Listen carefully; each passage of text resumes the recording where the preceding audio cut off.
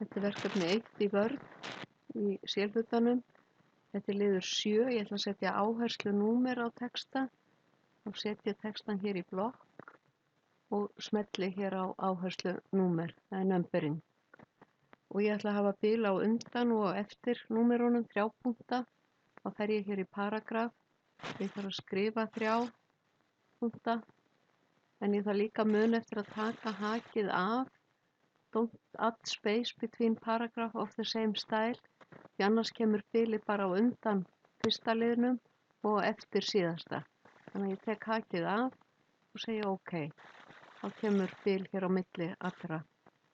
Síðan ætla ég að setja áherslumerki hér.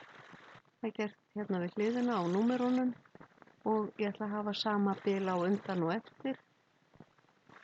Bara byrja á því að taka hakið af og segja 3 punkta og 3 punkta. Þá er það komið hér og ég ætla að vista.